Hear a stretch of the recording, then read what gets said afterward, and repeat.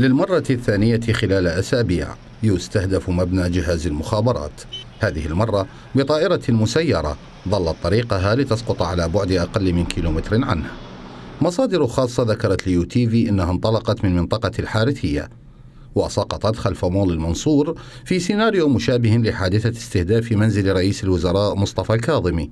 محللون أمنيون ربطوا بين الحادثتين، مؤكدين أن رسالة المنفذين وصلت. من يخفق في الكشف عن أهم اختراق أمني استهدف رئيس الوزراء سيعجز عن حماية المواطن ومنشأته.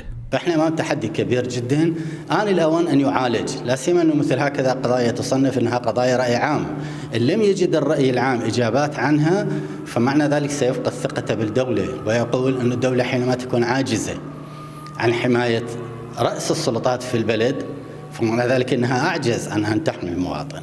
مصادر أمنية تؤكد أن الطائرة المسيرة كانت من نوع كواد كوبتر الحاملة للقنابل المخروطية، وهي ذات الطائرة التي استخدمت في الهجمات الأخيرة التي استهدفت السفارة الأمريكية في بغداد ومنزل رئيس الحكومة.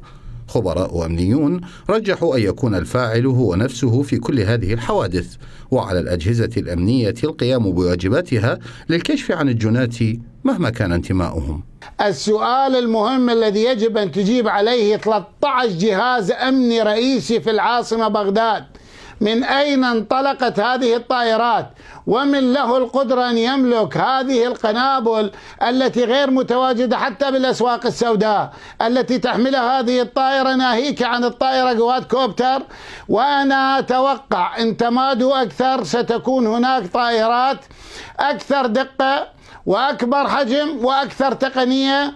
سيادة الدولة والقانون على المحك، هكذا يقول خبراء السياسة والأمن ليو تي في.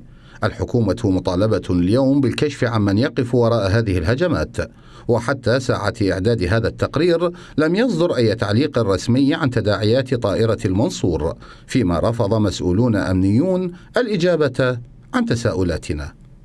حيدر البدري، يو تي في، بغداد.